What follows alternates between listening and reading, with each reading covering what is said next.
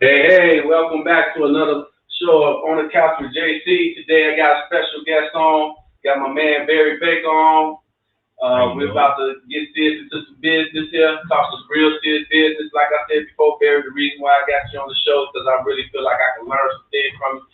As I watch you on social media, I think you're very business savvy. You Hmm. know what I'm saying? It's like, man, I gotta have that conversation with that man.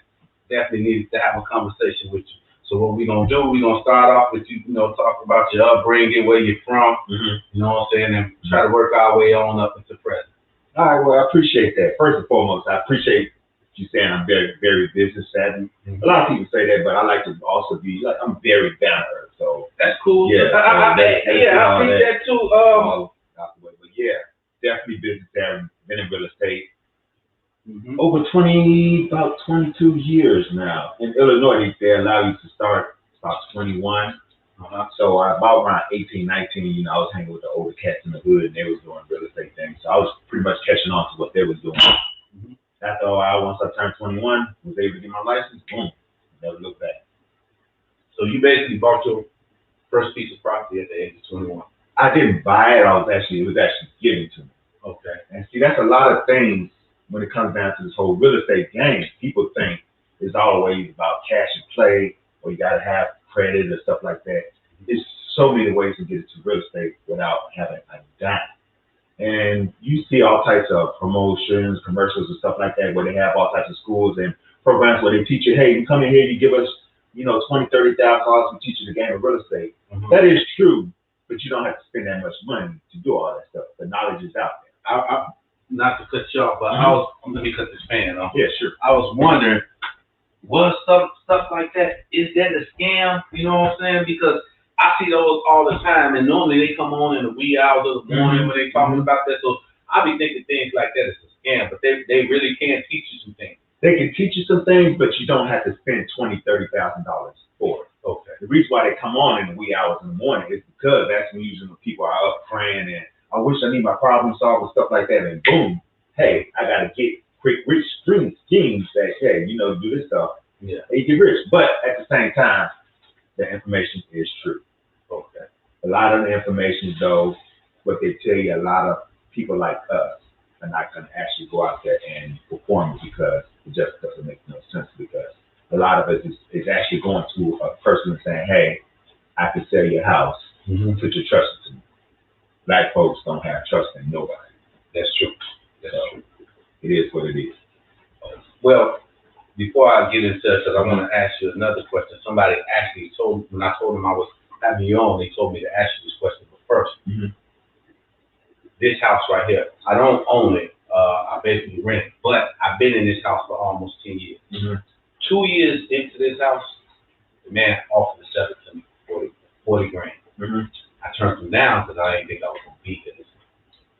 So now, 7 years later, and I'm still here. And so now I bring it to him just last year, like, hey man, I'm gonna go ahead and buy the house. Mm-hmm. He turned around and said, well, I can get 100,000 for that house. Mhm. Is that true? That is absolutely positive. And so it can jump from 40 Yes. to 100 just Yes. that. That's the whole thing about real estate. Real estate is like the drug game, but it's legal, Uh-huh. and people just don't know that. Yes, that's called equity. So I should have bought it. Yes, yes, yes. And look, 7 years, 40 grand. How much of rent have you paid already? I'm renting nothing. 750. How much of that have you paid in rent already? 750 a month. Times 7. Time, yeah, that's a lot Okay, of so money. that's about 40 something. And you know how much 49. he bought this stuff? Even though he doesn't work himself, he pays 7 grand. Exactly. That's the Doesn't work whole himself. thing. This is what I try to explain with people in real estate. Excuse me. A lot of these abandoned houses out here, a lot of these foreclosed houses, stuff like black people, they tend to go off what they hear a lot. So they say, hey, hook me up with a foreclosure list. Let me find a no. Can I curse? Yeah, you can just say what Fuck you want. them foreclosure lists. Back taxes. Back taxes. Back taxes. Back taxes. If you got a couple of grand, look into back taxes. Back taxes is what. Let me explain back taxes. I was gonna say, can you tell me the difference between the two? Okay. Now, mortgages and stuff like that is difficult, but you got to understand in this game, in society itself, Mhm. taxes trump everything, just like in spades. Where spades trump everything, taxes trump everything. So, say for instance, this particular house, he said $40,000 for this house. 7 years ago, let's just say $40,000 for this house. You didn't have the $40,000. You came to my bank and said, "Hey, let me borrow the $40,000." Okay. We give you the $40,000 with interest, whatever. End up the loan being like $100,000. Okay. We loan you $100,000. We look at the paperwork and say, okay, this house is probably worth $120,000. Okay. So in the end, we loan you the $100,000. But if you don't pay it, we can sell the house and probably get $120,000. So that's where we'll get our money at. Okay. Okay. So you got to understand what it's all money. You got to understand real estate is only what a person is willing to pay for. So if you was willing to pay $40,000 for this house at that time, then this house is worth only $40,000. But if you was willing to pay $40,000 and I came along and said, "Hey, I'll only give you $30,000," but I had $30,000 cash, and you had to do it like financial. If he just took the $30,000, well, guess what? This house would have went for $30,000. You'd have lost $10,000 worth of equity, just like that. So going back to the, well, excuse me, I'm so sorry. I talk a lot. I talk real quick. Man, talk. So back to back taxes, mortgages, stuff like that. So $40,000, you didn't have, you come to me. I say, "Hey, I give you the $40,000, but I'm gonna charge you interest rate. Interest rate come out to about $1,000. House is worth about $120,000. You in a mortgage for $1,000. I mean, excuse me, $100,000. You pay $1,000 a month. Now, within that mortgage, usually 9 times out of 10, the mortgage company would also like to pay the taxes and insurance in it as well. It's called the principal, interest, taxes, insurance, PITI, principal, interest, taxes, insurance. Okay. Usually, they like to set all that up in one swoop. So you one payment. Usually, your mortgage probably be about $1,000. After all that, it'll probably be about $13,000, $14,000. Okay. Now, usually when a mortgage company sets up that, your taxes come within the mortgage. So you don't have to worry about that. They're paying the taxes on that. Now, back to when I first started, taxes trump everything. Yeah.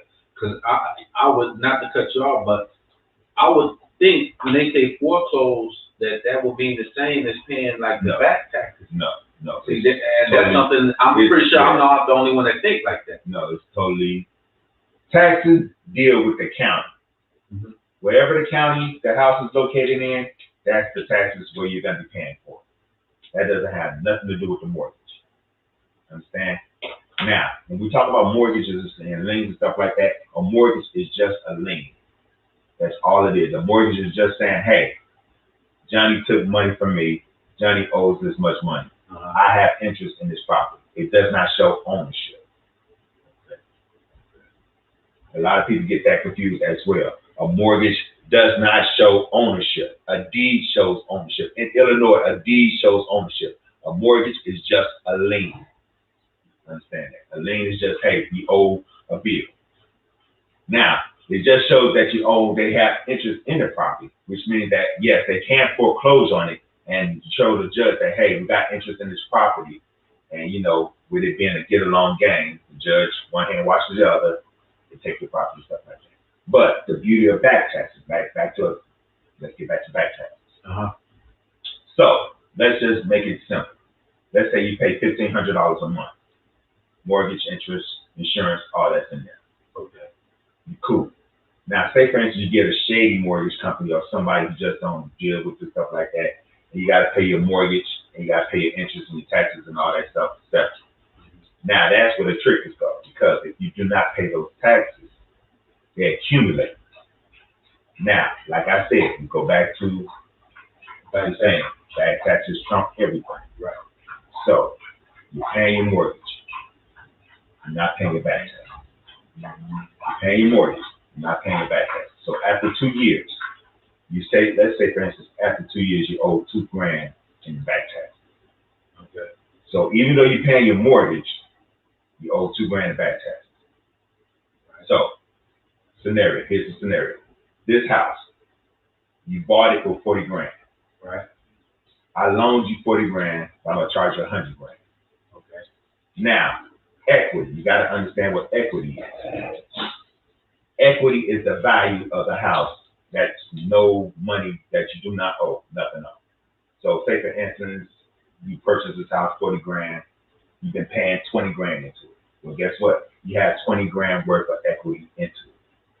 Now, if you go and get an appraiser and say, hey, even though you have 20 grand of equity in here and you paid 40 grand for this house, looking at all the neighborhood improvements and everything that's going on in this neighborhood, you can actually sell your house for 100 grand. And that's what he did probably when he told me, I can get that's what equity goes up. It fluctuates. Depends on what's going on in the neighborhood. Okay. So yeah, of course, within the 7 years there was improvement. Yeah. So now it's up to 100 grand. Now, let me explain the beauty of back taxes once again. The house is valued at 120. You have a mortgage for 100 grand. So in actuality, you have 20 grand worth of equity sitting there. So if you were to refinance it, you can actually pull that 20 grand out. I wouldn't suggest doing it, but you can do it. Can you explain what refinancing is? That's as far as like second mortgages and stuff like that. Say for instance, if you get into a mortgage and you get a shitty APR deal where your APR is like 20%, you're paying 20% on the dollar, stuff like that, and you want to refinance and get it to a lower rate. You build on your credit, you want to get it down to a lower rate, or you may want to pull some money, you might have a funeral or something, you have to go, you don't have no money. So generally people try to pull equity out of their houses, and that's what equity is. That's what the refinancing, the second mortgages and stuff like that. You're pretty much pulling equity out of your house. Okay. And pulling that 20 down, you still have to pay that 20 back. You're gonna have to pay it back. Okay. It's gonna have to pay it back, but it's a better. That's yours. Okay. What the bank is doing is the bank is loaning you money on that in hopes that you do not pay it back, and boom, they take your house for this much. In actuality, your house is really worth 140. That's the game. That's how equity works. So let me explain how back taxes work. So back to this house. The house is worth 120. Mm-hmm. You have a mortgage on it for 100 grand. Mm-hmm. You've been paying on this mortgage for, let's say, 5 years, and you brought it down to 50 grand. So you only owe 50 grand on this loan. You have back taxes that you haven't been paying, and your back taxes are $2,000. Well, in Illinois, Cook County to be specific, because that's where you're at, you have 2.5 years to pay that $2 grand back. Right? If you do not pay that $2 grand back within 2.5 years, plus interest, the county will snatch this house. I can come along and buy your house for that $2 grand. For only $2 For that $2 grand. Now, after I buy your house for that $2 grand, you have, I think, 2.5, you have 2.5 years to buy that house back from me for that $2 grand. If you do not buy it, if you do not pay that $2 grand back plus my interest, I own this house for $2 grand. That 120 equity that's on the house, that goes with me. So question. Wait, that 120 equity that the house is worth goes to me. That 100 grand mortgage that was on the house that you're paying on that you only owe 50,000, that goes to you. So you still gotta pay that 50 grand. You gotta pay that 50 grand. Basically, yeah. I will still have to pay the 50 grand even though you just got everything else. Yes. My cousin Jeff just bought a house. Jeff, I hope you're listening to this. Not saying that you ain't on top of your game, but man, pay attention so you can be on your shit and keep that house. And congratulations, man. Congratulations. Wow. Back taxes are a bitch. It's a bitch, but hey, that's how you come up in the game. Okay. So the way I explain it quickly, but I can show you how to do it. But at the same time, once I show you how to do it, why would you go get a mortgage? You can just sit up here and buy houses for 5-10 grand. Yeah, that's true. And shit, hell, got me thinking. My whole reason for wanting to buy this house just to keep some in the family. I got my money. To be honest with you, can I be honest with you? I don't need to buy it. No. I take your word for it. So, what will be your reasons for not wanting to buy it? You're a single man? Well, no. I mean, I stay here by myself. My girl. We don't need to go. That's all I need to hear. Stay here by yourself. Yeah. Are you using all this space? What do you mean? Are you using every space, every bit of this house to you? You. How much of this house are you actually using? I'm in my bedroom most of the time. One bedroom. Yeah. That's pretty much all you need. Are you cutting the grass? No.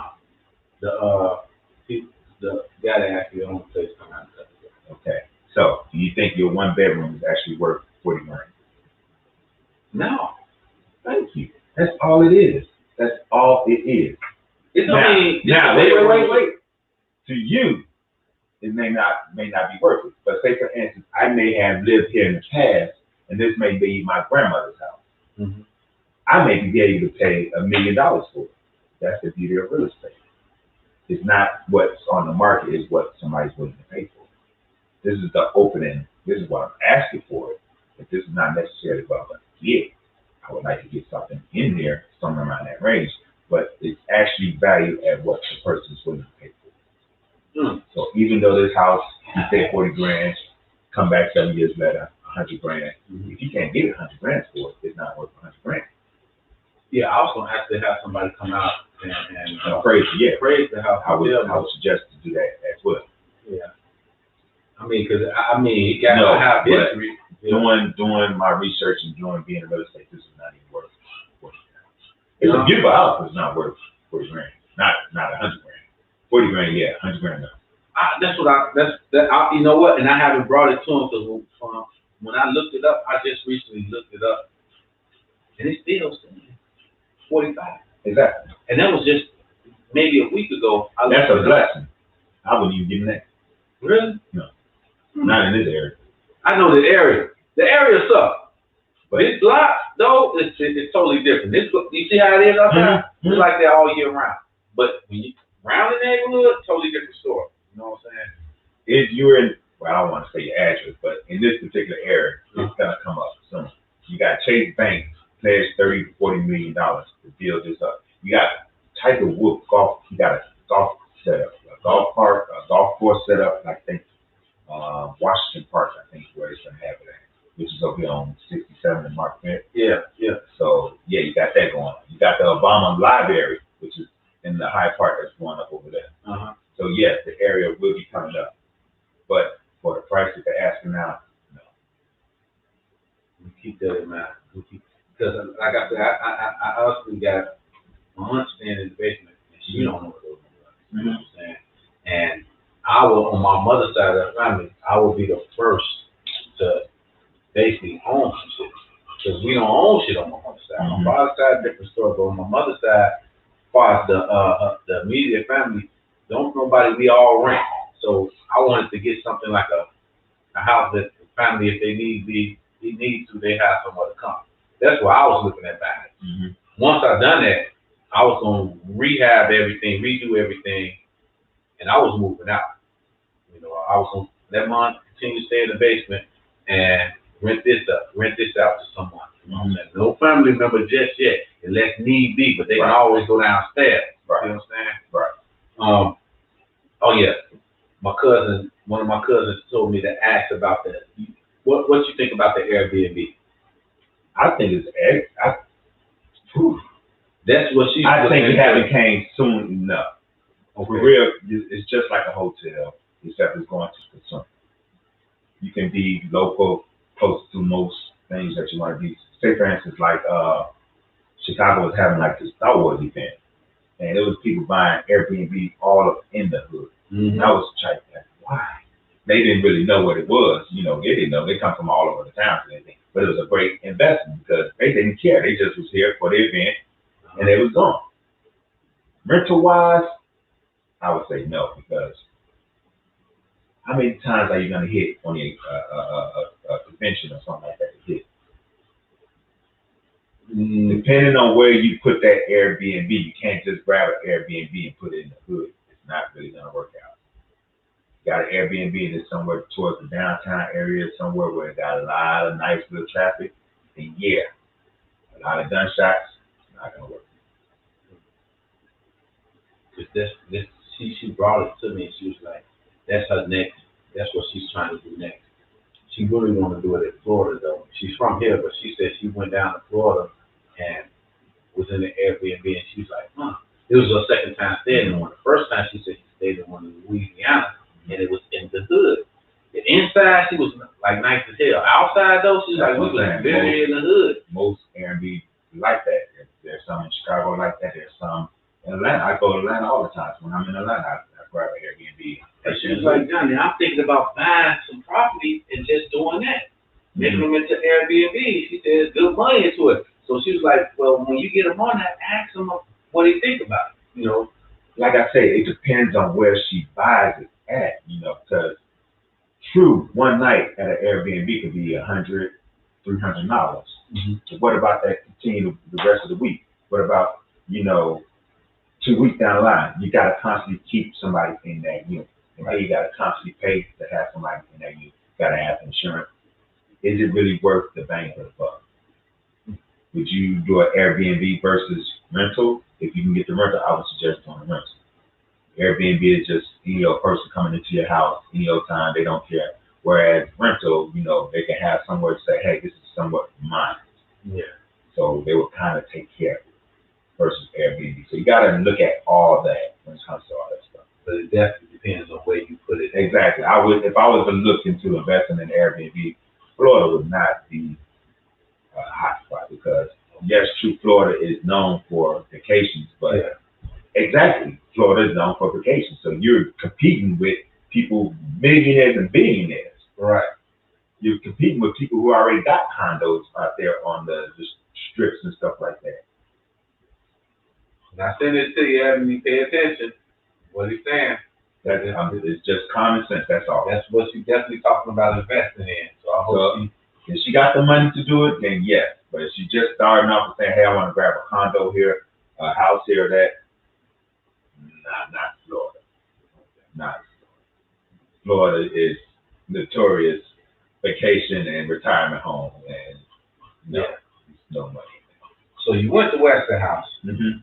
What neighborhood did you grow up in? Ooh, Humboldt Park. Humboldt Park? Born and raised, right there off St. Louis and Augusta. A lot of people don't know that Humboldt Park goes all the way to like Pulaski and Chicago Avenue. That's where it actually ends at. I actually thought it ended at home. No, Pulaski and Chicago Avenue. So I'm in Humboldt Park. Okay. So, how was it back then? Growing up. To be honest with you, you know how everybody say, you got the gangs and stuff like that, but growing up on that block, we was very middle class. We was like the Huxtables in the hood. I gotta explain my family. It was 10 of us. It's 6 boys, 4 girls in all. Wow. Yeah, my mom had 9 kids. My dad had a daughter before he met my mom. After he had my mom, that was 6. 9 of us, all in one house. Born and raised in that same house my whole entire life.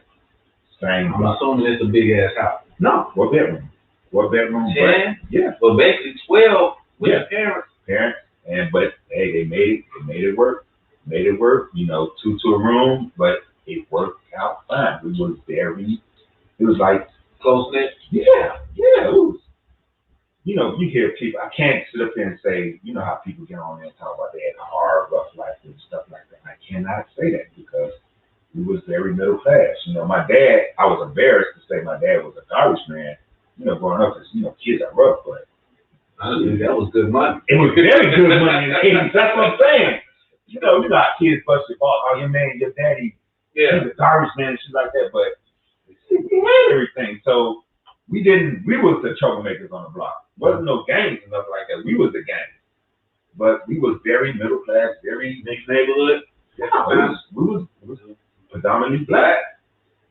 Now, when you think of being from Chicago, when you think of Humboldt Park, the first thing you think about is Latino. Yeah, but in the area that we was at, I was like right there, Homeland, Central Park, Chicago Avenue, in that area, nothing but black. Yeah. So on that block, we had blacks and we had a couple of Mexicans who was pretty much black. So it was all love growing up. We didn't have those problems. The problems came at Westinghouse. But at the same time, it wasn't a problem because I was the damn problem. A lot of people didn't know that, but real shit, I was the fucking problem. When I didn't have, the biggest problem was me. And so, all right, well, we know at 21 you started with the real estate. Went to from the West Side. Went to Westinghouse. I went to Westinghouse. I actually wasn't supposed to go to Westinghouse, but my seventh grade teacher got me in there. I wanted to go to college. Oh, wow. My mom didn't want me going to college because all my friends and family was going to college. So she didn't want me in there. So she talked to the teacher and she got me in the Westinghouse, and I'm honestly glad she did. Yeah. It was. I still went to every chance I got running up to college, but when I look at it, yeah, I'm kind of glad I did go to Westinghouse. You know what I'm saying? And let me tell you my story, because this is messed up. As you say, in seventh grade, that's when they determine what high school you can go. Exactly. The grade schools. Majority of my family went to Westinghouse. There was only one of my older brothers went to Prosser. Everybody else older than me went to Westinghouse. So that was pretty much the only application I wanted to fill out Westinghouse. That was the only application I pretty much filled out Westinghouse. Got the application back. Denied me like a motherfucker. Them motherfuckers denied the shit out of my black head. Bad conduct. Was it the grades? No, it wasn't the grades. I had the first look. I was the only black dude who had the grades to get the Westinghouse application, to get the Prosser application, to get the Bond School application, the Lane Tech. I had all applications. What happened was my 8th grade teacher was an asshole, and he put bad conduct on all my high school applications. So no school accepted me. None. Wow. The only school that had to take me was Ford, because that was my neighborhood school. So even though I had the test scores, the only school that accepted me was Ford. But me being the smart motherfucker that I am, because my parents were so huge on education, that pretty much school was just it was fun time, you know. All my education came from home. Okay. So I had the knowledge, I had the test scores. So pretty much I walked up to Westinghouse about 12, 13, talked to Griffin, Dewey Griffin, assistant principal at the time. He looked at my test scores and was like, yeah. Like if he'd have allowed me to school, I was actually gonna boost the test scores in that school up. Right. So that was the reason why he let me in. But at the same time, he threatened me, like, if you come in here with that bullshit, yeah, I'm gonna be jailed. That sounds like so pretty much that's what happened. So yeah. Westinghouse, they denied my ass. Brought my black ass up there, got up in there. And just think, you went up there yourself. Yeah. And that's determination, right? But see, that's what I'm saying. My parents put that in all of us. So none of us are failure. None of us never did hard time in jail, nothing like that. We all can literally go take a lawyer's test and pass it. That's what's up. Yeah, that's what's up. That's pretty much how we can do. Whatever field that our parents felt as though we wanted to go into, or felt as though that was our strong suit, they really pushed it on us. My particular field, well, let me say, my dad, he had certain kids and certain things. In my particular case, I was the law. I knew all the business and stuff like that. So I was pretty much groomed to go into politics. But due to my attitude and my mouth, my mother was like, no, find something else. And so my dad pushed me to go. Other than that, I probably didn't do politics. How do you feel about politics? I don't understand none of that shit. All this shit is so, I'm sorry. No. It's all fake. You know what I mean? I really, Republicans and Democrats are both wings of the same bird. Neither one of them no good. And I think the Democrats hurt blacks more than Republicans actually do. It's crazy that you're not the only one that feel that way. And honestly, I didn't really start paying attention to politics until Obama got it. Other than that, I'm just another guy from the hood that never thought about, always thought about, regardless who I vote for, it doesn't matter. You know what I'm saying? That's how I always looked at it. Now, when I say politics, I ain't just talking about the Democrats or the Republicans. I'm talking about the president. I'm talking about these aldermen, the commissioners. None of them are no good. I feel the same way. This is all a popularity show. None of them are no good. They all get in off their name itself. Name recognition. Yeah. If I was to pull 3 aldermen from this area right now, you would not be able to name any of them. I'm willing to bet that. I would. And the ones that I have, well, I really can't say I've met. I only met. Well, I tried to start a trucking school a couple of years ago, maybe 5, 6 years ago. That I tried to start a trucking school, and I grew up in the Lundale area. I wanted to put the school back in the Lundale area. So I tried to meet up with 3 aldermen. One closer to Costner. I ain't gonna say no exact street. I know, but closer to Costner. Roosevelt Cosmo. Yeah. I know you're talking about. And also another one, long story short, the one I actually was willing to meet up with me, because everybody else blew me off. The only one that was willing to meet up with me was the one behind the hospital right over here on California. The Autumn 29th Ward. What's it called? Mark. It's right behind the hospital. What's the hospital right here in California? Mount Sinai. Mount Sinai. I can't think of his name right now. We're not gonna say his name. Yeah. We're not gonna say his name. Didn't he get it from his father? I don't know who he got it from, but he is a young guy. Okay, yeah. But I don't want to say his name because the bitch. I don't give a fuck. I wasn't gonna say all that, but when I met, because he did, at least he was willing to meet with me, but it's the things he said to me that really, when I left him, honestly, when I left him, you wanted to fight? No, didn't fight him, but it kind of discouraged me. I stopped chasing that dream of owning my own trucking school. Exactly. After I left him. Exactly. You know, it's the things he said, and they kind of made sense when he was like, man, if you're not greasing no palms, you ain't gonna get no help. He basically told me that in so many words. And then he was more so like, shit, I just suggest you go gorilla. Them was his exact words. And I'm like, I knew what he was trying to say, but I still wanted to hear from his own mouth. So I'm like, what do you mean go gorilla? He's like, man, just sit up any motherfucking well until they tell you to move. Exactly. And I'm saying to myself, this man ain't gonna get me sued. I'm not gonna do no shit like that. These people paying their money to come to my school, and I gotta up and tell them, oh, we're moving because the cop came, we gotta move to another area. I can't do no shit like that. You'd be surprised how many companies operate like that in Chicago. You're in the worst state when it comes to everything, politics. When nobody helps. And as far as my old lady, her first cousin is the commissioner here. He wouldn't even help us. She came to him. He kind of blew us off. It's like, what the fuck? That made me really look at this. Because I already felt like, all right, these senators and all that shit, they ain't going to help us. I'm thinking, these aldermen, though? No. Well, they just the senator's guard dog. That's all they do. If you were to pull any alderman and actually sit down and ask them, what is your job? What do you do? They cannot tell you. Yeah, I see that. At the same time, if you were to talk to their constituents, ask them the same thing. What does your alderman do? They wouldn't be able to tell you. So that's why I said it's all a popularity contest. Go off name recognition or familiar face. Sometimes, okay, this guy, he's nice looking. He's trustworthy. I will go with him. I think you're talking about Michael Smart. Is that his name? I don't know his name. Either way, it goes off name recognition or pretty much smiles and stuff like that. All of it is BS. Just like he said, go gorilla, 9 times out of 10, that's what you'll have to do to make it in this society.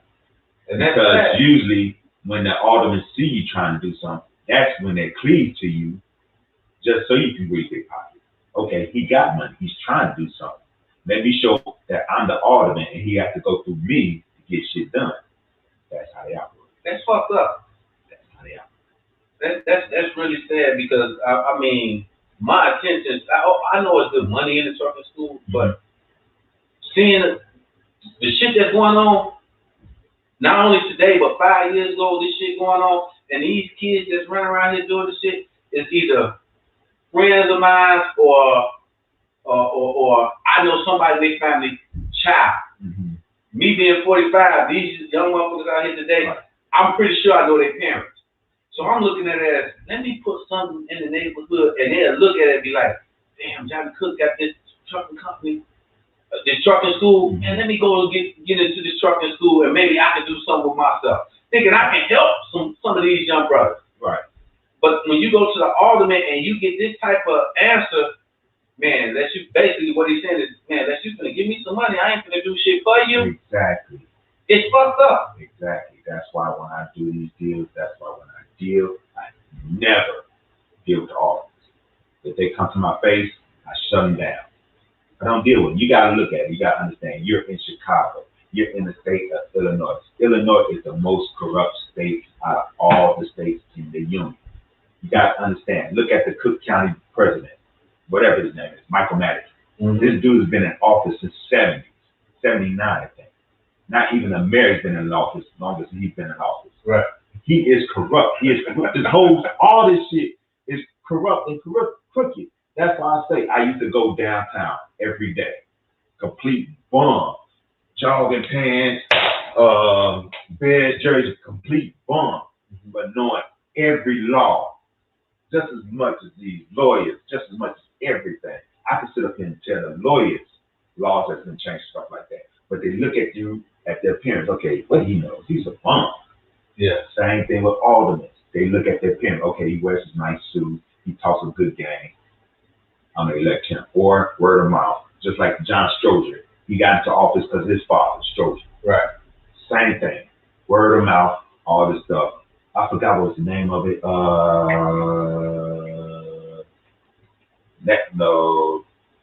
Forget. Technical. It's something with when you put your family into the office and stuff like that. Either way, but that's all what it is. Okay, but what you just said though, when you put your family into office, basically these people that's in the office, somebody that they was kin to, whether it's their father or a cousin or uncle, help them get into that right. That's all this is. That's all this is. Well, I don't get what's going on. I don't mind putting him on blast. I don't know what's going on. No, with this commissioner, because like I said, I've been with his cousin for years now, and he doesn't.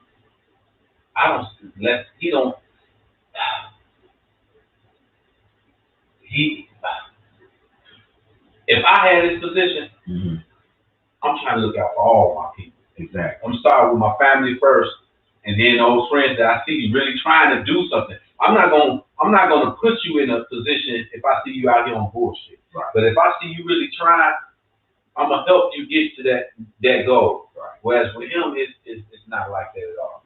At least not in my eyes, from what I've seen. It's a term that Kwame Brown's been using, the get along gang. That's exactly a perfect term to use to describe the politics that goes on within all these city offices and stuff like that. It's exactly what it is. Quick pro quo. A favor for a favor. You do something for me, I do something for you. That's all it is. You own property, right? Mm-hmm. Do you rent out some of your property? I used to rent out all my properties. That's how I used to get my money. Would you, let's say your cousin, looking for a place, male or female, you have properties to rent. Would you make them still do a background check? No, I don't do none of that. I don't see that's the difference between me and a lot of other landlords. A lot of my tenants are my brothers, well not brothers and sisters, but me and you, we part of the same struggle. So why would I sit up here and run your credit when I know your credit ain't shit? My credit ain't shit. That's why I'm impact once again going back to that thing. Right. I don't do all that stuff. Own property, but he was told his cousin that she had to do it. This blood, first cousin. Parents are brothers and sisters, but yet told them they had to do a credit check and pay the $50 fee for that credit check and see if they passed it just to get this trip. And he probably didn't even do the whole credit check if he was going to do credit check. She didn't do it. She said, no, she just felt like, damn, you my cousin. Why I got to go through all this just to get, I'm looking for somewhere to stay. You know what I'm saying? She worked for the post office, so it wasn't like she out here on bullshit. You got to understand, you got that whole turn where family would do you in first. I understand that. This is my cousin. I can be short on the rent every now and then. And it happens. It does happen. Yeah. But we got to get away from that stigma. We got to get away from that period. We got to start loving each other and start trusting each other. That's but it also goes back to, it also goes back to you see a person trying to do something. Mm-hmm. You know which one of your cousins out here on bullshit. You know which one of your cousins, man, if I put him in this apartment, I'm liable not to get paid. Versus the ones you see really trying, okay, I ain't got to worry about that. I know they're going to pay me. You'll be able to know Let me those. ask you this. How's your faith in God? My faith, honestly, I'm like borderline atheist Mm-hmm. because the things that I've been seen and growing up, it kind of caused me to wonder, Mm-hmm. is it really? And just the things that I somewhat know, and I definitely don't believe the Bible. So if there is a God, He's a higher being. But I believe it's someone out there. I believe we came from somewhere, and I do pray. Okay. You know what So I'm saying? you're not an atheist, you're agnostic, meaning you don't really believe. I don't go to church. You believe, but you don't really believe. Right. You know what I'm saying? Atheist means you don't believe at all. I don't want to say you believe in a higher. You believe in a higher power. You just don't know what it is. Yeah. But you believe. You're not an atheist. You're agnostic. Okay. So that's what you are. But the reason why I brought it up is when you have a good faith in God, you don't give a damn about that $100 or that $200 that person's short, because it's going to come back to you. Okay. Most of my tenants, and I can give you a list of my tenants, and they will tell you, most of my apartments were probably like $1,000, $1,200. I would have 3 or 4 bedroom apartments, and I'll probably charge them $500, $600. In exchange, you take care of the building. I charge you this low rent. You do whatever you want to the building because you live here. I may own the building, but this is where you lay your head. Right. So I want you as comfortable here as possible. So yes, you would pay less rent. In exchange, you take care of this building. You make sure the garbage is out, because if the garbage is not out, it's going to bring rodents. You want rodents in your house. Right. If I had to get, exterminator, that's extra money. So let's one hand wash the other. And usually 9 times out of 10, it works perfectly. Usually I'm able to go grab the building, fix it up, rent it out, and ended up giving it to one of the tenants that I rented out in exchange for them doing maintenance around the house. Exactly. And then once I do that, all I do is just go get another. That's all I do, John. I don't do nothing. I don't do no special. All I do is the buildings that sit out there. I go find one. I do my research. I buy it, and I slowly but surely fix it up. Do you do that yourself, or do you hire someone? No, I wish I knew how to do that, because I would save so much money from that. But my game is real estate. Okay, that's my forte, so I'm gonna stay at my forte. If I got a carpenter, I'm gonna hire that carpenter because that's his forte. Mm-hmm. And usually 9 times out of 10, I keep a good relationship with that carpenter. So when it's time for another job, hey, I got this over there. Go tell me how much it's gonna be, what you need, and go from there. Now, the way I do things, I do a lot of barbershop. One hand wash the other. I may not have 10,000 cash to give you, but I give you this house over there. You have all this knowledge in carpentry. You can take this house, put in your little work, your little money into it, and turn this into $100,000 gym or whatever, in exchange for you putting a furnace in over here for me or whatever. That's hard as hell. It works. That's what I'm trying to say, and that's exactly what I'm doing for this new project in the Bible. Okay. I know we really didn't talk about it. I want to get into it. I purchased a whole bunch of land in the Bible, over 5,000 acres, just to bring this experience to life. What I usually do is I usually go out and I buy like a border of a building or something like that, and I pretty much flood it, and slowly but surely fix it up. There's no race. I do it when I'm ready. And just like I tell everybody, you don't look at it as if you was paying a car. You go buy that brand new car, every month you're paying $300 or $400 to keep that car. Yeah. Go buy that abandoned building. Every 3 or 4 months, buy a door. Get a window put on. Fix up some tile. Go buy your tile. Go find a sale at Home Depot or something like that. All white tile. They usually have it. Slowly but surely. Yeah. Within a year, that same amount of money you took for a condo, you got a house like this. Go get your boys, 2 of your boys. They may not be the best, as long as they decent and willing to put in the work. Hey, go get this house. You go do this. I go do this. You go do that. Once we get up and running, we sell it. We split it.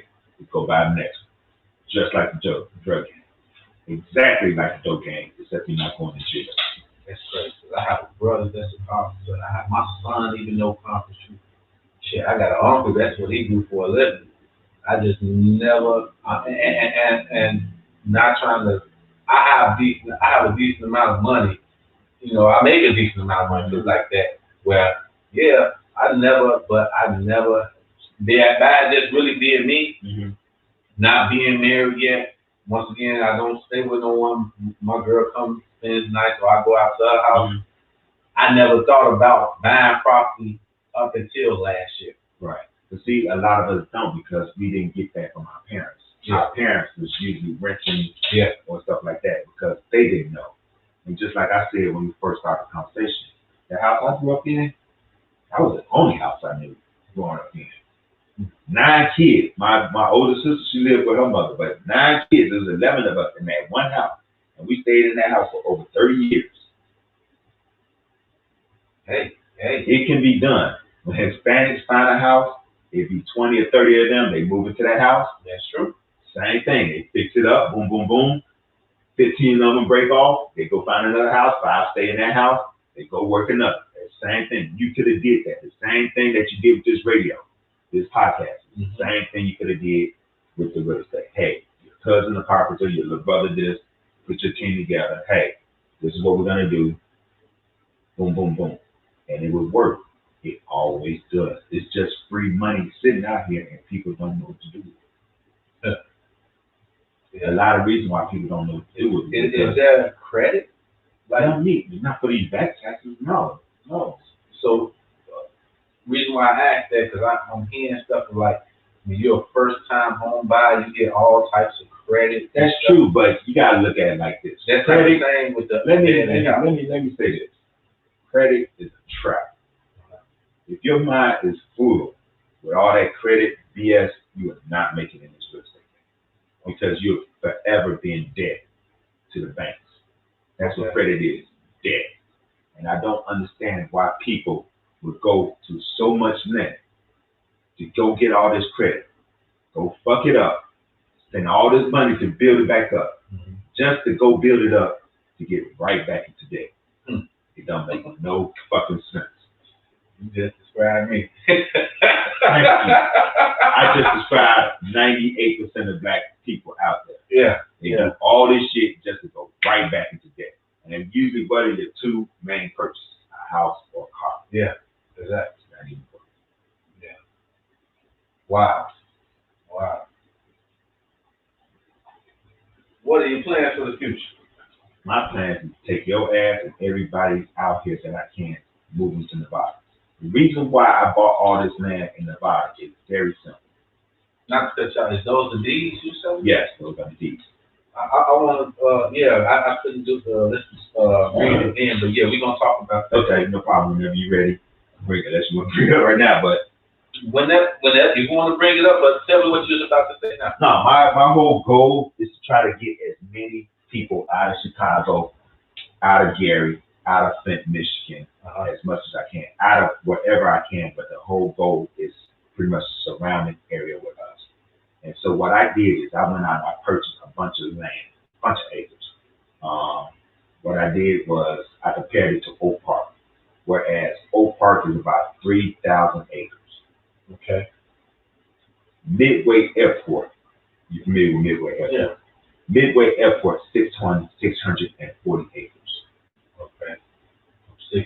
From 63rd. Midway Airport comes in at 55th of Cicero to 63rd and Cicero. Yeah, to Central to Cicero. Yeah. And how many acres is that? That's 1 acre. Wait. Excuse me. 640 acres equal 1 square mile. So from Cicero to Central, from 55th to 63rd, that's 1 square mile. Okay. That's 640 acres, that's 1 square mile. So not only do I have enough land that's bigger than Oak Park, I have enough land to put my own airport there. Wow. Got more than that. So my plan is to move everybody, blacks, Hispanics, Native Americans, even low class, middle class white people, whoever want to go, we out here. It's no bad. No bad. The space, pretty much. If you look at Black Wall Street was built on 60 acres. Mm-hmm. The deed that I was showing on Facebook, those are 30 acres. That's half of Black Wall Street right there. What are the price ranges? When I first bought the land, it was going for about $1,000 per acre. So what I did, I pretty much bought everything going over there. The reason why I bought as much as I did, because usually what happens in real estate is when you purchase a certain piece of land and you make that land high, other investors would tend to come to that land or buy up everything and build up around that land. Okay. So, to give you a perfect example, Disneyland was built on 27,000 acres. Walt Disney once said, hey, where did you go wrong with Disney World? He was like, hey, I wish I would bought more acres. The reason why, because when he bought that land and did what he did with Disneyland, all those other businesses came around. Yes. Yeah. So the purpose of me buying all that land is because I want to build a community and own the land around that community. Okay. So what I plan to do is take as many Black, Hispanics, Native Americans, whoever, out there, and the same thing that I was doing here with the barbership is to go find carpenters, drywall men, whoever. Take them out there, let's dig it up. Even if I had to go out there, let's dig it up, let's get it going. Let's call those electricians, let's get it out there. The less money we save, the more we can put into this community. The way we're gonna raise money is by donations. Now here's the thing where a lot of people tend to, you're gonna do this, you're gonna do that. The movie Black Panther, when it came out, it grossed over 100 million in the weekend. Yeah. It went on to gross over $1 billion. That is a 2-hour movie about an African prince in a city. I'm sitting up here telling people, I'm giving you a damn city. I can't get 100 million within the weekend, then something would be wrong. That's all I'm saying. If we can sit up here and give that girl who glued her hair with that Gorilla Glue, whatever money she got, then I should be able to raise money for a city. Exactly. So I'm not worried about that. My goal is to get everybody out of Chicago and get them a chance to build generational wealth. That's all we're doing. We're not breaking no laws. We're not doing it. But at the same time, if I take people out of Chicago, the income in Chicago will decline, which means people will be mad. I don't give a shit. It is what it is. These people have been living their lives off the backs of us. Taxes, we don't want to pay the taxes, we don't want to pay the lawyers, we don't want to pay the judges, we don't want to pay the doctors, we pay everything. If we leave, who pays it? I'm like you. I'm willing to say fuck it. And that I actually like what you're talking about. And hell, I'm willing to give that a shot. My only thing is that me and the lady, we thought about leaving Chicago, but we always said we wanted to wait till her son graduated from high school. And he's about to be 14. Mm-hmm. Still got another 4 years to go. So if I was to invest in some of that land, but I stayed here, how would I go? Do I have to constantly go there to? No, you just get your manager. Just like if you have a building here and you don't want to take care of it, you get your manager. Let the manager take care of it. Same thing. It's an investment. But at the same time, what the fuck do you own here? Shit. Why are you still here? Family. Thank you. Why are you even in Chicago in the first place? Because your mother and your daddy started here or whatever. Period. The reason why I picked Nevada to start off, Nevada is an open gun carrying state. Okay. Meaning, as soon as you touch down in Nevada, you're legally obligated. You can own a gun. You don't need a permit. They don't check it. You only need a permit when you get in a handgun.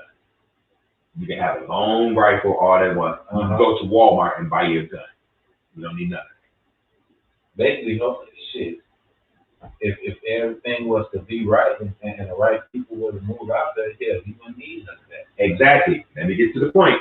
Number one, open gun carrying state. As soon as you touch down out there, you can go buy a gun. You live there, own a gun. 2, Nevada is an open recreational marijuana state now. So not only can you own guns, you can go out there and smoke weed. You cannot do that in Illinois. If you have a gun card, you cannot own a medical marijuana card. If you own a medical marijuana card, you cannot own a gun card in Illinois. In Atlanta, you can't own either one. In Nevada, you can own both of them just by being there. 3, we already know this. Nevada is an open gambling state there. So if we have all this land there, we have the right to open and access different casinos, hotels, stuff like that. These young boys would be too busy trying to be homeowners and business owners and trying to kill themselves. Yeah, they get opportunity out. Exactly. I'm feeling 4, and it's fucked up, but it's 100% factual. Nevada is a legal prostitution state. It's fucked up. Let me explain it. You go on Twitter, you go on OnlyFans. You have these women selling their souls, going to hell for prostitutes, selling their souls, and still giving this white man 10% of their money. You might as well carry your ass in the bottom, sell your soul, go to hell, and keep 100% of your money. Yeah, true. How many thirsty niggas you know will go out there, pay for some pussy, go home, and go to sleep? How many kids you know that would not go sure for school, but will go out there and get them some coochie? Yeah. I mean, look at, what was that? The back, not the one you just mentioned before that one. It was called back, what the fuck do they call that shit? But you can basically back some pussy. Was it back? The brothels and stuff like that? No, it was on social. It wasn't social media. Oh, Backpage. Backpage. Yeah, exactly. I was like, damn, that's basically prostitution. It is. That's exactly what That's what Twitter. That's what Tinder is. It's legal. It's not with prostitutes, but yeah. With Tinder, I thought that was a dating site. It is, but do you know what exactly? All you gotta do is say, hey, I like you. If you meet up with that person, they ready to fuck. That's what it is. I don't really deal with it, but I ain't gonna lie. I be on there looking, but I never met nobody. But that's what it is. Wow. That's exactly what it is. So imagine all those school shooters was done by angry little white boys. Yeah. Imagine if that little white boy took $50, $60, got a year. Yeah. It's fucked up, but it is what it is. And God put prostitution on this earth for a fucking reason. That shit been around. Everybody's life ain't gonna be peachy and cream. And if you was into the Bible, you would know God punishes and God curses. Well, prostitution, God don't like, but at the same time, it was legal. It was going on back there. I was definitely saying, ain't it in the Bible? God was using that as a form of punishment, but at the same time, people were still being able to eat. It is what it is. There's a lot of fucked up shit in the Bible, but it is what it is. It all makes sense once you get back down to it. But now, open gun carry state, open marijuana state, open gambling state, open prostitution state. No corporate taxes, no federal state taxes, no income tax. Money you make is yours. How long though was that? Forever. Why do you think the mobs opened up casinos out there in the first place? Vegas is a mob city. Vegas was built by a mob. Yeah. Taxes, middle of the desert, nobody out there to bother. Same scenario. We're gonna be out there, middle of the desert, nobody's gonna bother. I like the idea. It's a beautiful idea.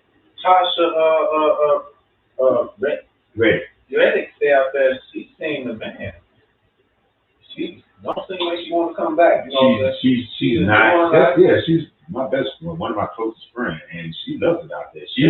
Actually, I was supposed to go out there with her. Long story, I'm not getting to it, but I was supposed to go out there with her.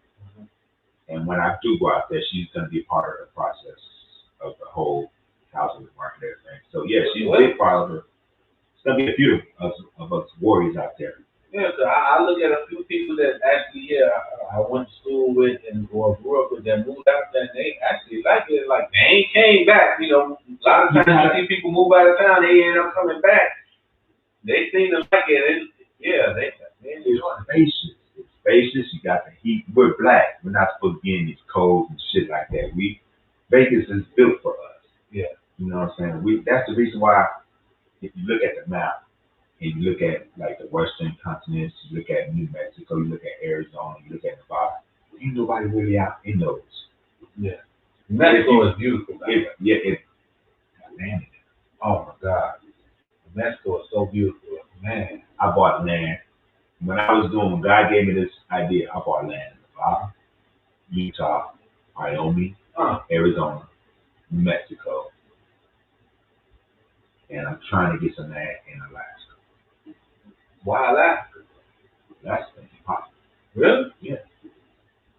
You don't pay attention to the news, do you? You No. don't see what's going on. I mean, hell, I get up at 3, 4 o'clock in the morning. That time I get in, all I got time to do is wash my ass and go to bed. If I get off early, which I try to get off on Tuesday and Thursday, just to make it to this, I'm in this little martial arts class that I try to take on Tuesday and Thursday. Other than that, I only can see what the weather's gonna be for the next day. Then it's time for bed. The world's heating up. Okay. You got icebergs melting, enormous rate. Alaska is about to be, I think the temperature in Alaska right now is like 100 something. Wait, hot? Yes. Alaska. Cold ass Alaska. I think it's like 100 degrees right now. Do you know, like the West Coast of the United States is in a heat wave right now? Okay. They are burning the fuck up, and it's never gonna go back to. But Alaska, I thought was like cold, like snow. Like I said, this is a once in a 1,000-year event. Right. The world is heating up. Alaska's melting, and it's about to become free land. Shit, Barry, you talk about fine land in Alaska. Yeah, I'm glad I got you on it. Like I said, I knew I could learn some stuff, and I'm hoping people that do watch this, because I'm gonna post this on your page as well as mine, can learn some shit too. Oh, I got tricks. I got all types of tricks. But now here's the thing: when I say New Mexico is beautiful, and you say you got land in New Mexico, now I would do the Nevada thing. I really would like to look into that. Real talk. But shit, if you got land in New Mexico, like I said, it's beautiful as hell. I like to look into that. I love, and the reason why I say New Mexico, because where it's at, it's like Peon, something like that. Get up, no fucking where. Nowhere. Oh man, Johnny, we can go out there and have a ball. Same thing with Nevada. Same thing with Nevada. The only reason why I pump Nevada versus any other place is because Nevada is the only one that offers all these laws. Okay. It is versus out of all the other states in the union. So Nevada will be an excellent spot for our youth. Okay. They can go out there. Just imagine our young rappers go out there and they can build hotels. They can build condos. They can build houses. They can actually build for their next generation. Yeah. Everything's pretty much set up. Yeah. We're just waiting for the launch. I gotta get the website and everything going. Once I get everything done, we're ready to launch. I'm gonna be passing that shit out like cards. We start raising money. Once we start raising money, we start busting motherfuckers out here. We're not breaking no laws. We're only doing what's right. Okay, so the deeds now, back to the deeds. The ones that you said you got land, what would be, if I was to buy some, how much land was you offering to sell if I was to buy some? I'm not selling the land. If you want land, I'm going to give you that land. No, I'm serious. I'm dead fucking serious. I don't know who that is.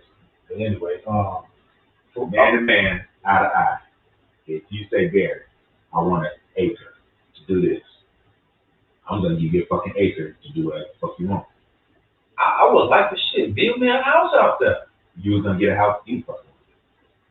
Did I tell you about that? No. I got 60 acres put off to the side just for Warriors, just for Westinghouse. Stop playing, Talk to man. your classmates, Bucky Jackson, Erica Sanders Taylor, a couple others, but Bucky Jackson, they're in control of it. Once I announce it, you know, every last one of my members, classmates, will have enough land to build a 4-bedroom house. It is what it is. How could a person not want to take that offer and get the fuck away from him? I don't know. Johnny, blacks in this country, over $2 trillion. If I can get half of that over there, this country dead. It's over with. So, my main thing is not trying to help black people. I'm sorry. Excuse me, folks. I'm so sorry, but it got to be something important for them. Don't hit call it back to back. I take smoke break. Go ahead. Hello?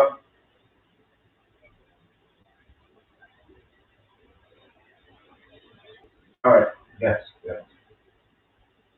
All right. Yeah, it's like if the person don't answer, wait, they call you back. If you call it back to back, I'm assuming it's important.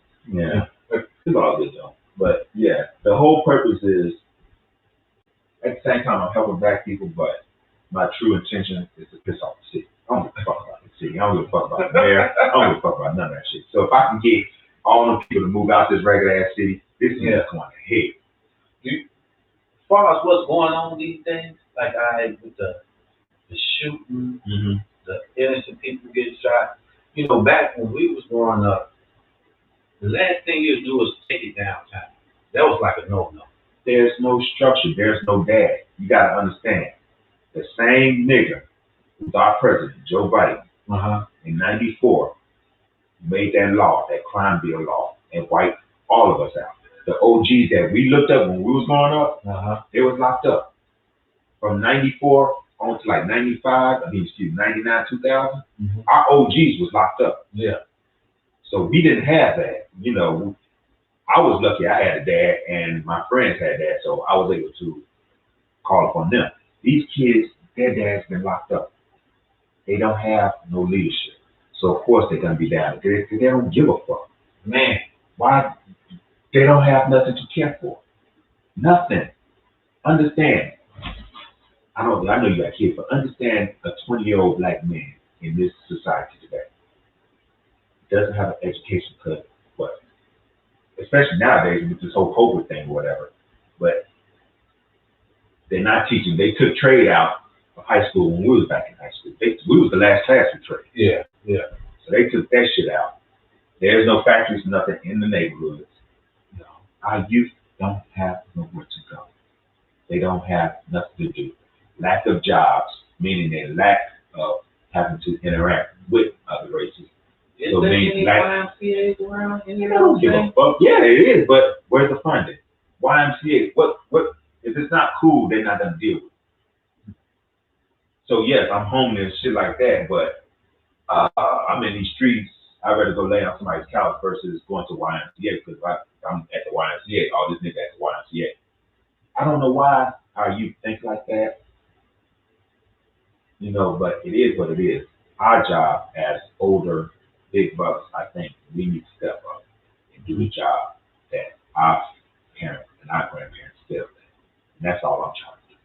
I'm not trying to do nothing spectacular. I'm not trying to do nothing to get no brownie points. I'm just taking a bunch of kids out of one situation and put them in a better situation. That's it. That's all. Would I be able to put a truck in school? You can be able to put whatever the fuck you want to do. I'm gonna build my own goddamn brothel. I'm gonna build me a goddamn I'm gonna have me a whorehouse.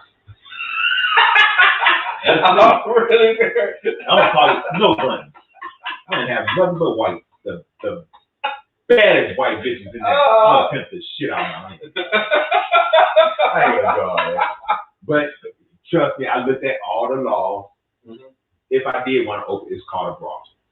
You can't just call it a brothel. If I want to open up a brothel, I gotta have at least 700,000 people there. But no, I'm just saying because I mean,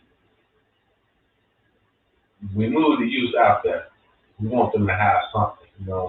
We're definitely gonna. So you gotta look at have that option of having a truck in school or something.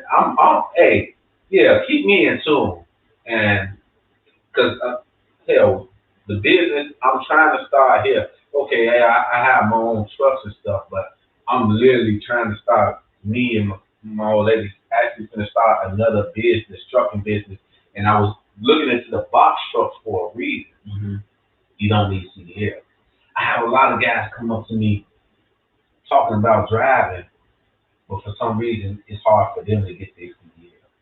You know what I'm saying? Some of them really ain't, well, I can't even say it's because they don't have a high school diploma, because you don't need your high school diploma to get your CDL. But these guys find hard, so I'm like, okay, this is what I do.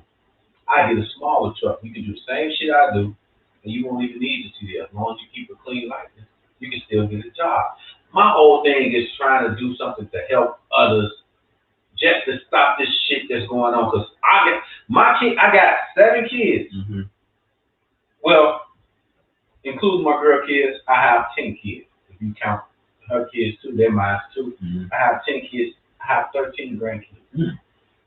Yeah, all my kids are grown except my youngest child, Mm-hmm. who mother you just met. You know what I'm saying?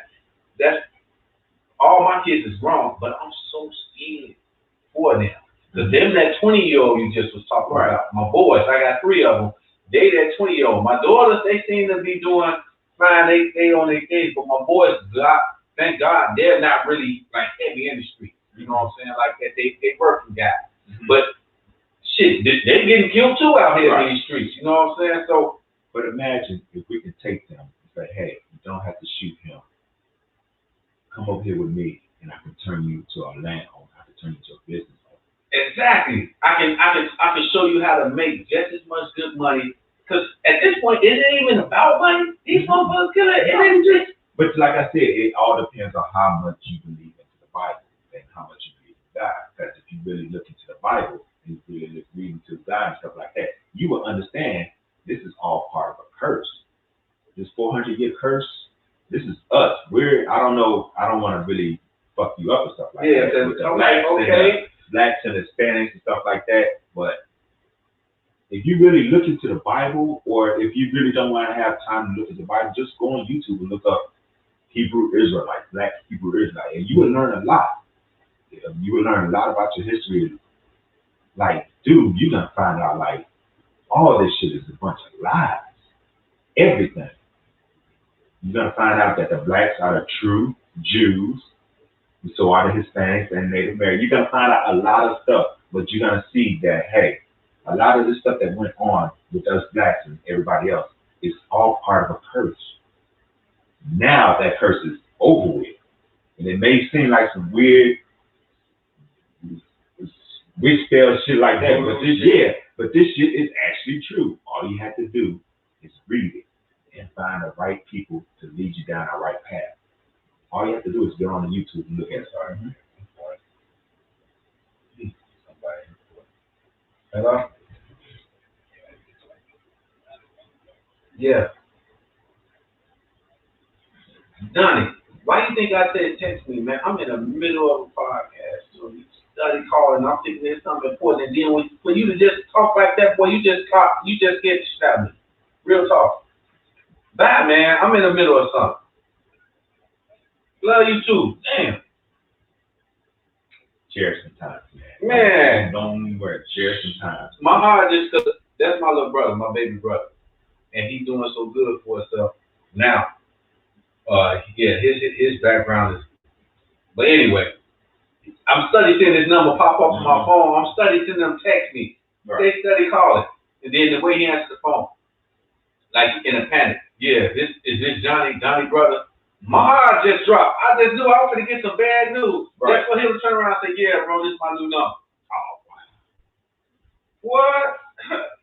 Niggas, but hey, you gotta love them. You gotta love them. You gotta love them. But back to this, like I say, if you read, like, I think the curses come in the Bible and is Deuteronomy. I think that's say it again. Wait, let me write some of this shit down, man. Deuteronomy, I can't pronounce it properly, but yeah, I think that's when the curses come in. And I was learning all this stuff because, as you know, my dad just died, and that was my man. And, you know, I went through a time, I went through a spell and stuff like that. And all this shit hit me. But yeah, I started learning about Hebrew Israelites, learning about our history, and just the shit just blew my mind, man. Hebrew Israelites? Israelites, yes. And you'll find out that the blacks are the real Jews, not them dudes over there with them little hats and the curly hair and all that stuff. No, that's us. I can't spell Israelites. No. ISRAELITES.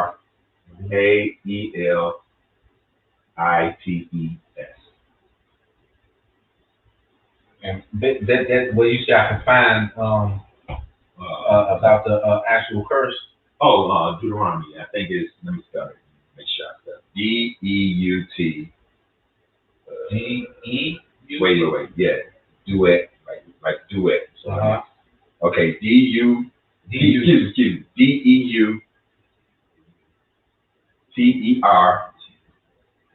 ONMY.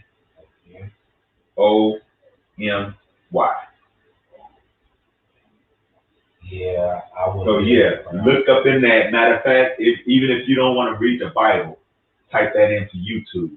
Type in Hebrew Israelites.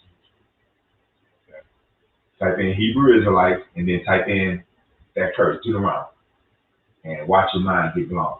There's some dudes that lead you down the wrong path, but 98% of that shit is true. And so if you look at it, and if you do your research, we've been under a curse for 400 years. So I guess because I'm not like really, I guess once this. Do you believe in cursing stuff? Is that something? I didn't believe in none of this shit till my dad died, and I went through all that bullshit that I did. Real talk. I was agnostic just like you. Mm-hmm. I didn't care. You know, I knew it was a higher power, but going to church and Jesus, I didn't care about all that. But when my dad died and all this stuff was hitting me, it just like out the blue. Like you hear people give their testimonies and how that shit is real. That shit is, man, that shit is real, John. Yeah, that shit is real. And that's where I got the idea to like put this thing together, because people knew that, you know, I had money stashed here and there, and it was starting to come out. But instead of me doing something bogus, I just decided to what God made by all this land, and I'm just giving it back to. That's what's up, though. That's what's up. I mean, hell, you really got my attention with that. I would like to really look into that and possibly be a part of that. You know what I'm saying? You already a part of it. I'm trying to tell you, you already got land with the house. That's part of the alumni. Mm-hmm. Then on the side with you being the positive black manager, I already had something put aside for you. Anthony Jones, you familiar with AJ? Yeah, AJ. I talked with him. Matter of fact, I offered him. He the barber. And I'm gonna offer you the same thing I offered him. I offered him 5 city blocks. Same blocks outside your window. You can fit at least 52 to 60 houses / multi-units on each block. Each block is about 660 feet. Mm-hmm. 5 of those. You pretty much put your family, relatives, whoever on the block. That's if they was willing to come. My whole thing is, why would they not come? If I can just give me a house built and get enough property to actually try to start some type of school, you know what I'm saying? Mm-hmm. Yeah. Or even if the school thing, if I could do school thing, like with the box truck thing, just to start some type of company where I can help people get employed. One of the main things I want to do is I did want to have trade schools everywhere. But see what I'm saying? Something like that. You know what I'm saying? That's why when I approached you earlier about the whole truck route thing, I was like, well, I've been looking at the reports that everything was going automated. So I was like, well, I'm looking at these trucks driving themselves on these roads. I'm like, oh, that's not gonna. I know it's now that I have seen that, but true enough, that's gonna eventually happen, but not in the next 2 or 3 years. So you don't think that's not? Not in the next 2-3 years. Maybe in the next 15 years, because they still got to work the kinks out with that shit. I just don't see it happening that soon. And then how do you feel about stock? I can't stand stock because You not into stock? no. Because I'm into the stock thing, and from what I'm seeing, yeah, I'm investing in self-driven cars. Mm-hmm. So I read up on a lot about the cars, not the trucks. It's not there yet. We got time. Got time. From what I was looking at, it was this one dude, Andrew Yang. He was running for president for the last terms, and he was speaking a lot about this automotive stuff like that. And that was like one of the real big issues, pushing everything's gonna go automotive. And if you look at China, they're there. China's there. Yeah, China's been ahead of us. China's there like a motherfucker. So I don't know. But they still don't have, even though that they're there, it's not all cars driving themselves. Not yet, but I feel they say they got at least another decade before it gets this straight. I don't see it being. Start watching China videos, man. Them dudes, man, look, everything over there is automated. Everything. Like the only thing we got going on so far here that's out that the public can buy is like certain cars you can buy that park yourself. Mm-hmm. We still haven't got to that point where the cars are actually driving you down the street. Now you got some. I was gonna say now you got some. Yeah, but that car, who all can afford that car? Not all those Teslas does that. Mm-hmm. Drive themselves does it. I think they do, and I think all of them. I think they all drive themselves, and not only that, but I think he's about to drop a model next year. Affordable? Yes, that starts at $24,000. Damn, that's cheap. Very cheap. Not only that, but this man sold all his houses. We talking about Elon Musk, who owns Tesla. He sold all his property and focused on this project with him going to space. Right. This dude is serious. But at the same time, he knows. You got me on that. I honestly didn't think all the Teslas was able to drive themselves. That's what I'm trying to say. I thought it was only certain ones that can do it, and you had to be able to afford those. No. But when you say some shit like he putting out a car that costs him $24,000, yeah, the average person can get that car. You know what I'm saying? That's what I'm trying to tell you. The trucking industry is something you need to really look at. But at the same time, that's something that you look at it like this. If we do this, and if the trucking industry is going down like that, that's something we can put in our back pocket as a trade because we're out there by ourselves. Yeah, we can do that on our own. I mean, yeah, I'm a businessman. And not only that, but at the same time, I want to try to get our youth more into coding, computers, because that's where it's at. Yeah, that's exactly where it's at. Real estate, like. This is something I don't understand. My dad sent me to real estate school. I only went to school for like 6 weeks. You got people spending 4 years in colleges, spending $100,000. I only spent like $500 in 6 weeks. Mm-hmm. And I turned a career out of it. And doing damn good at things like you know what I'm saying? I could jump in and out anytime I want to, you know. I mean, that's something too. And I mean, like I said, I'm a businessman. I'm willing to. That's why I bring people on here so I can learn things. Just from having this conversation with you, got me looking at real estate differently, got me looking at things differently, you know what I'm saying?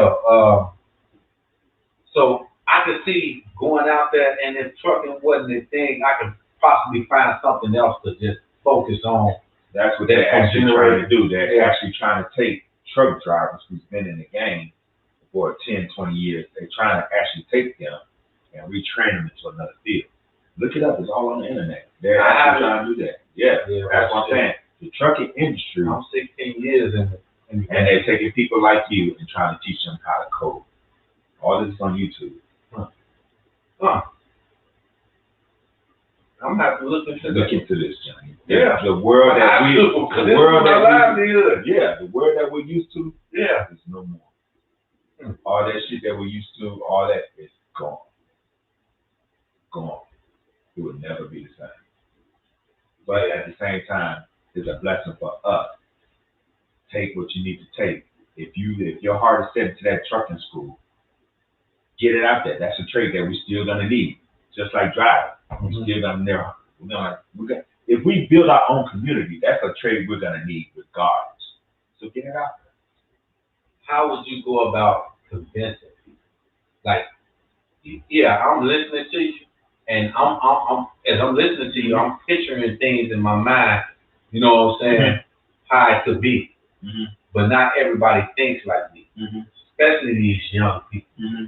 You might get convinced their parents, and they might be fine with it, but you got that 20-year-old that's like, well, Mom, y'all can go. I'm going to stay here. You know what I'm saying? How would you be able to convince these people into this would be a good idea? I think I can convince them quicker than I convince y'all. Really? Yeah. The These hotheads. You got to look at it like this. These hotheads, these guys out here, look at the rappers. They're making way more money than our rappers are doing. They're entrepreneurs already. Yeah. So now I'm giving them a town where they got guns, weed, and they can open up their own gambling spot. They're doing the shit here. They do the shit here, they go to jail. They do it out there, they like to become a millionaire. And where's the lie? You ain't got to kill the next man. They ain't got shit here. Yeah. Why not? Yeah. It's my hardest job is convincing people like you and our parents. Them is nothing. They ready. It's the stubbornness of us. And we get our stubbornness from our parents. Yeah. Who they are set in stone. They don't want to do nothing. If they can just look at it and think of, I can really start a better future for myself, they don't want to start over. And that's a problem with blacks in general. That's a problem with a lot of people. People don't want to start over. I start over every chance I get. That's what life is all about. You live and you learn. Yeah, if I know it's going to benefit me and help me grow here, I'm willing to start over. If I know it's going to be beneficial, shit, because that's the whole thing.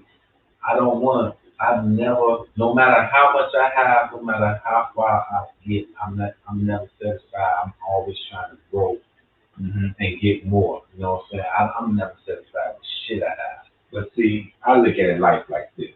We're put on this earth for a reason. We're not put on this earth just to pay bills and do all this stuff. You gotta find something that you like to do and do it. I don't like doing real estate. I'm just good at it.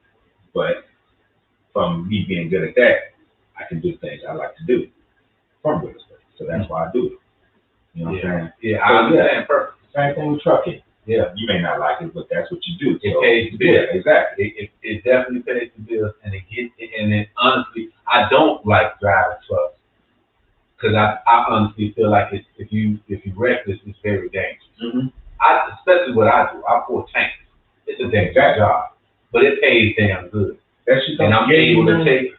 Hell yeah, I'm scared every time I get in that motherfucker, but I've been doing it so long, I just know what to do. You know what I'm saying? I used to take my daughter or my kids with me in the truck with me when I was just pulling out the rail containers. Now that I do this tank and shit, moving around hazmat, I don't put nobody in the truck with me. And then I actually put this shit moving around. That's what I'm saying. But it pays damn good, and it helped me take care of the people I need to take care of. It helped me get the things that I want. A lot of people see me with all, like, for instance, these hats here and stuff, and they were like, man, because we were wearing these in high school. Yeah. But I could afford this shit in high school. The stuff that I buy, I buy a lot of things. I mean, I ain't gonna say I jag a lot of money, but I buy a lot of things that I don't necessarily need. It's not a need. You ain't gotta tell me. I'm looking at you. You know, I'm looking at you. I mean, you ain't even seen the half of the shit. You know what I'm saying? You ain't seen the half of the shit. I was looking at all this stuff like, wow. But it's like, I wasn't like, my growing up was different from me. I grew up in the projects, you know, with my mom, my dad, you know what I'm saying? Now my dad's side of the family, they middle class, but my mom's side, we kind of grew up in the projects. So I grew up sharing clothes with cousins and honestly, back in my freshman and sophomore year, I remember times getting clothes out of dirty clothes just to go to Westinghouse. It's the times I'm on a bus smelling like mildew and people roasting me, but they're not roasting me to my face, but I know they're talking about me, and all I can do is keep my head down. But see, that's just trials and tribulations. But as I got older, I bust my ass, worked hard, and now I'm to the point where I'm not trying to brag enough, but I'm somewhat of a boss. You know, I'm my own boss. I move when I want to move. I do things when I want to do it, and I buy the shit that I always wanted, because that's the stuff I wanted. But best believe, I got shit put up for a rainy day. You know what I'm saying? I ain't worried about, I drive an expensive car. I ain't worried about it breaking down and be like, damn, how we get this motherfucker fixed? I take care of my business, but I also jag a lot of fucking money. So to invest it into some Nevada shit that I know that can help others, I still live. I got an expensive lifestyle. I admit that. Yeah. I live my expensive lifestyle, but knowing I help somebody, I love that shit. I love helping, and I'm being honest to God truth. I love that shit. That's why I always push the trucking school, because I've seen how it changed my life. I'm with you. My dad was a trucker. Like I said, my dad was a garbage man. Yeah. We was born and raised off that CDL license. So my kids is like your family was. I got a large family of kids that really don't have to worry if they need me. You know what I'm saying? They might. I'm pretty sure they ain't embarrassed to say they father a truck driver, but I can picture my sons in your shoes growing up. You see what I'm saying? Whereas I wish I had that type of grew up like that versus how I grew up. So I'm trying to keep my kids from going up to some shit like that. Right. Man, I love that shit. Being able to do shit like that. Cause of how I grew up. You know what I'm saying? Broke motherfuckers. And the reason why we grew up like that is because my dad grew up broke. And see what I'm saying? Yeah, exactly. So it's just, that's all it is. So I definitely understand with that. And that's why I say, brothers like me and you, if we want to be the heads of this. We get this land, we already got it. Now we sit down and say, hey, we want a trucking school here. We need a tech school here. We need a school here. Let's make it happen. I can't do this by myself, John. I'm good at real estate. Let me deal with the real estate part of it. You can do the trucking shit. We'll give Johnny this space for his trucking school. We need that. That's cool. AJ can do his hair stuff. He got his space for his hair stuff. We still gonna have space for everybody to have their own little place to relax and stuff like that. It's just gonna be a tight community. I want to have a school at least every 5 blocks. Yeah. We don't need liquor stores every 5 fucking blocks. I'm with you on that. I want to have a studio somewhere, a gym or something, you know, because and the crazy part is, we can do this. Nobody can tell us we can't do this. This is all us. Nobody can tell us what to do. I like that, yeah. Certain counties in Nevada, we don't even need building permits. We can just go out there and build any old thing. Yeah.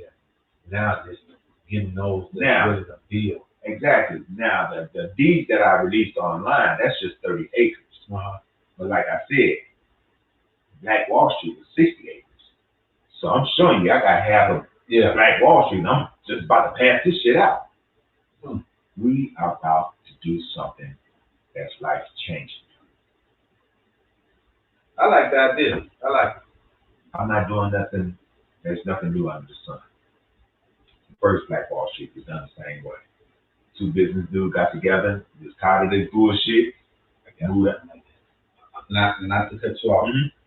You keep mentioning Wall Street, and all I can think about, but shit, look how Wall Street ends. You know, I know this is a different time, but you still got these white racist motherfuckers that I hate to see some shit like that happen. Nevada is legal gun carry state. That's why I said it's at #1. Back then, they had guns, but they wasn't getting down like we can get down now. That I'm not worried about, especially if we get a bunch of these young knuckleheads and willing to fight for what's there. I'm giving you this land. This is yours. If you let this white motherfucker come over here and do this, that's it. That's all. Please. All we gotta do is let the white people on notice. Hey, we got this land over here.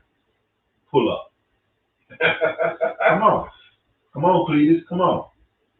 We got the law. That's the reason why it's number one. Open gun carrying state. We can protect ourselves. Won't be none of that. Tulsa, Oklahoma. And when they had planes and stuff like that too, but we got the internet. We got guns, we got the internet. Won't be no Tulsa. I like the idea. I like the idea. I got everything. You can come up with another question. I pretty much spent the whole year on this project. Well, we actually, at the end of it, is there anything would you like to let people know to close on? Well, they can go to www.zion.media. You're going to spell Zion with an X, so it's XION.media. That's going to be the website where they can go and take a sneak peek of the pictures and stuff like that. It's pretty much architectural design, but it's just concept. I want you to repeat that. I want to make sure they hear you clear. Say that one more time. Okay, it's www.zion, that's XION.media, MEDIA. Hey, www.zion.media. That's the website they can go to. Like I said, they can see the architectural designs of it, and they can go there and donate. But in the future, once we get enough traffic there, we're going to switch it into a social media site where we can have our own site. So we're done with this. All this old shit, we're done. What's as far as the donation go? What's the least they can? Man, 50 cents. I don't care. No, I'm gonna donate to this. I'm gonna donate to it. I'm gonna go back. I ain't writing anything down on that. You don't have to, because like I said, we're still putting it together. And like I said, once we get this going, hopefully we can take this podcast and we can put it out there. If you put it out there, it's just gonna be one big, hey, we're gonna let everybody know we got this land, we're ready, we out here. Yeah. And then not only that, but when we're ready, that's when I'm actually gonna be out there passing out the land. I'm not gonna sit up here and give them no. I'm knocking on people's doors and say, hey, I got this land, let's go. Yeah. If you don't own it, you don't need to be here. Yeah. Why are we here? Yeah. We need something like this. For those that's willing, because you got people willing to get away, but they can't afford it. Exactly. Move. You know what I'm saying? Exactly. And that's why I say it's all about the barbership. They may not be able to do it, but somebody else can. Okay, so I may be able to get the money from over here, but I may have the manpower over here. He may not be able to afford it, but he may be able to put in the hours I need to go over there, sweep some concrete, get some dirt up. And that in turn would get him a house. Yeah. I like that. One hand washes the other. Exactly. It's nothing. I'm not doing nothing hard to it. Well, on that note, people, I gotta have you on again. So whenever you're ready, like I said, I plan to help make this podcast what it is, whatever I can do. Well, on that note, people, we gave them a good hour and a half. On that note, people, Barry, I appreciate you coming on the show. Can't wait to get you on again. Okay. We like to say peace out, y'all. Y'all have a blessed day. Thank you. I'm sorry, I tend to talk a lot and different subjects and stuff like that, but yeah, I can write a book about it.